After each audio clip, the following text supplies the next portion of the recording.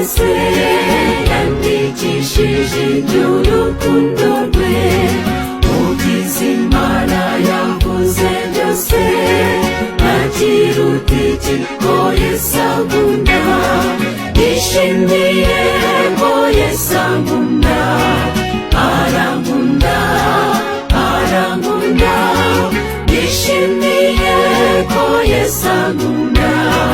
nubwo ntakwiye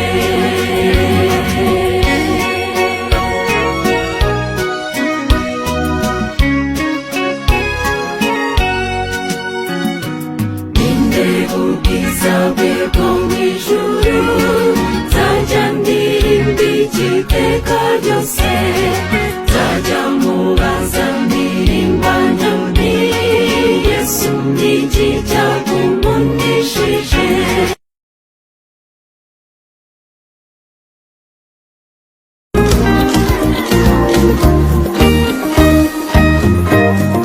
ndacyapfanga umugambi w'Imana ihora iteka iwubereye maso